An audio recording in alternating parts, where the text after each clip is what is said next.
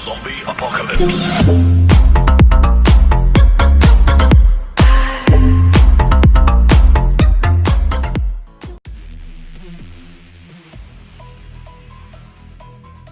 Universe कितना बड़ा है 21st सेंचुरी के इस मॉडर्न टाइम में भी क्या हम जान पाए हैं कि यूनिवर्स असल में कितना बड़ा है और ये ख़त्म कहाँ पे होता है।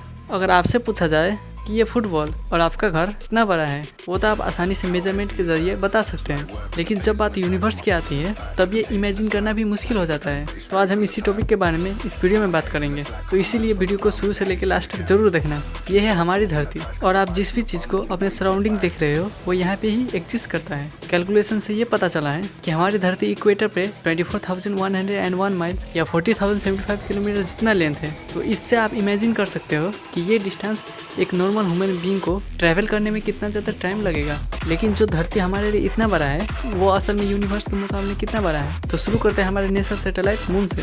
नॉर्मल आंखों से देखने में चांद हमें सबसे बड़ा और धरती के सबसे नज़दीक लग सकता है, लेकिन रियलिटी में चांद भी हमसे 3,84,467 किलोमीटर दूर है। अगर इमेजिन किया जाए तो इस गैप में 30 और पृथ्वी आराम से फिट हो जाएगा। अगर 100 किलोमीटर पर आवर की रफ्तार से धरती से मून की ओर ट्रैवल किया जाए तो तभी चांद तक पहुंचने में 160 दिन जितना समय लग जाएगा। इस दुनिया की आबादी 7.6 बिलियन जितना है और उनमें से सिर्फ 12 ऐसे लोग थे जो यहाँ तक पहुँच पाए हैं। चांद से हमारी धरती कुछ इस तरह दिखता है, लेकिन अगर यही धरती आप मार्स या मंगल ग्रह से देखते हो तो ये एक डॉट जितना ही दिखाई देगा।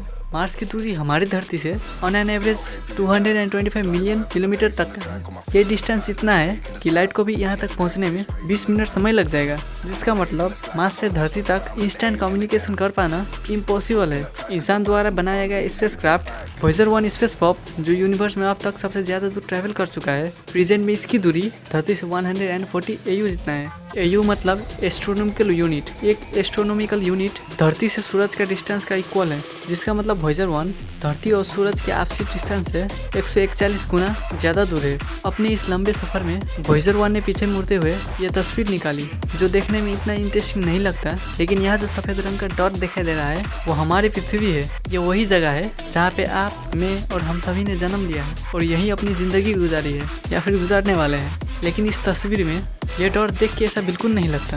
वॉयेजर 1 आज के टाइम पे 17 किलोमीटर पर सेकंड की रफ्तार से स्पेस में ट्रैवल कर रहा है। सुनने में ये स्पीड काफ़ी ज़्यादा लग सकता है, लेकिन अगर इसी स्पीड से वॉयेजर 1 स्पेस में ट्रैवल करता रहा तो आने वाले 33,000 साल में भी ये हमारे गैलेक्सी मिल्की वे को क्रॉस नहीं कर पाएगा।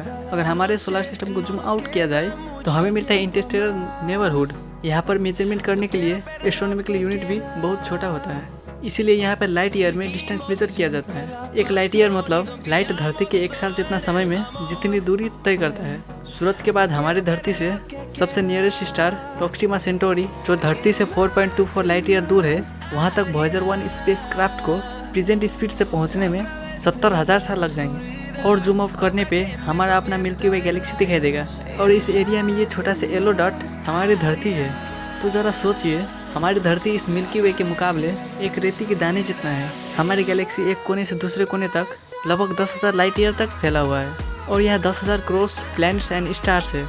अब आपको लग सकता है फिर तो ये यूनिवर्स बहुत बड़ा है, लेकिन रुकिए, इंटायर यूनिवर्स के मुकाबले ये तो कुछ भी नहीं है। अगर मिल्की वे को जूम आउट किया जाए तो आपको मिलेगा लोकल ग्रुप ऑफ गैलेक्सी, जिसके अंदर मिल्की वे की तरह 54 गैलेक्सीज है, जिसका डिस्टेंस एक कोने से दूसरे कोने तक 10 मिलियन यानी कि 1 करोड़ लाइट ईयर जितनी है।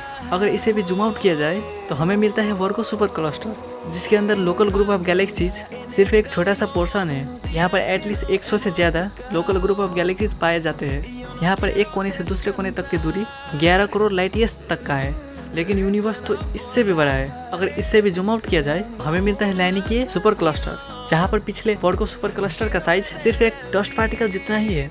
यहाँ पर दूरी एक कोने से दूसरे कोने तक 52 करोड़ लाइट ईयर्स तक का है। और अगर इसे भी जूम आउट किया जाए तो लैनिकी सुपर क्लस्टर भी एक छोटा सा भाग है उस हिस्से का जिसे हम ऑब्जर्वेबल यूनिवर्स कहते हैं। लेकिन इसका ये मतलब नहीं बनता कि यहीं तक पूरा यूनिवर्स सीमित है। ये तो बस इतनी दूरी है जहाँ तक इंसान डिस्कवर कर चुका है, और ये जरूर हो सकता है कि यूनिवर्स इससे भी कई हज़ार लाखों गुना बड़े हो। और हमें ये बात नहीं भूलना चाहिए कि इस ऑब्जर्वेबल यूनिवर्स के सेंटर हमारे धरती को एज्यूम किया गया है, जो असल में रियलिटी नहीं है।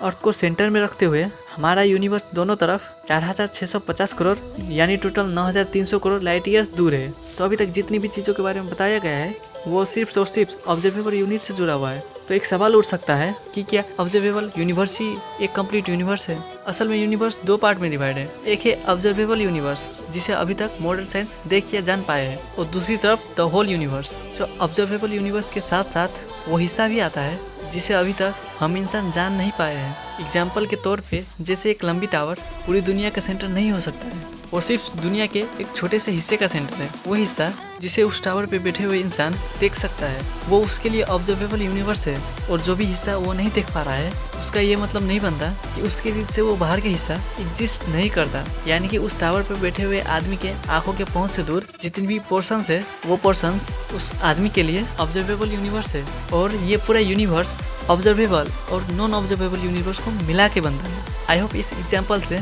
आपको ऑब्जर्वेबल और दी नॉन ऑब्जर्वेबल यूनिवर्स का डिफरेंस समझ आ ही गया होगा। दूसरी तरफ कॉस्मिक इन्फ्लेक्शन थ्योरी के हिसाब से the whole universe observable universe के कंपैरिजन में 150 सेक्सटिलियन जितना बड़ा हो सकता है, जिस नंबर में कुछ इतने जीरो आता है।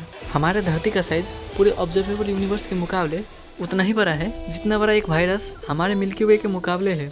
अगर पूरे वीडियो को समराइज किया जाए तो यूनिवर्स कितना बड़ा है? ऑब्जर्वेबल यूनिवर्स तो 93 बिलियन लाइट ईयर्स जितना बड़ा है, और दूसरी तरफ दी होल यूनिवर्स इन्फिनाइट या अनंत जिसे कहते हैं। क्या यूनिवर्स का कोई अंत या किनारा है? हाँ, ऑब्जर्वेबल यूनिवर्स अर्थ को सेंटर एज्यूम करते हुए दोनों तरफ 46 बिलियन लाइट ईयर्स तक का ही इसका पहुँच है। तो वही 46 बिलियन लाइट ईयर्स दूरी पर ही ऑब्जर्वेबल यूनिवर्स का किनारा है, और दूसरी तरफ द होल यूनिवर्स। इसका कोई एग्जैक्ट आंसर अभी तक नहीं मिल पाया है। क्या ऑब्जर्वेबल यूनिवर्स का कोई सेंटर है? हाँ, जैसे कि पहले भी जिक्र किया गया था, ऑब्जर्वेबल यूनिवर्स में हमारी धरती को सेंटर एज्यूम किया गया है, और दूसरी तरफ दी होल यूनिवर्स में शायद कोई सेंटर नहीं है। और ये हमें नहीं भूलना चाहिए कि यूनिवर्स हर रोज फैलता चला जा रहा है और ये वक्त के साथ और भी बड़ा होता रहेगा। तो ये पूरा यूनिवर्स आपको कितना बड़ा लगता है? हमें नीचे कमेंट बॉक्स में ज़रूर बताएं। और अगर ये वीडियो आपको अच्छा लगा हो तो इस वीडियो को लाइक और अपने दोस्तों के साथ शेयर करना मत भूलना। और अभी तक हमारे चैनल को आपने सब्सक्राइब नहीं किया है तो सब्सक्राइब करके नोटिफिकेशन बेल को ऑन कर दीजिए, क्योंकि मैं ऐसे ही वीडियोज़ लाता रहता हूँ। तो मिलता हूँ आपसे अगले वीडियो में, और हमेशा की तरह thanks for watching and also don't forget to follow me on Instagram राइकेसर।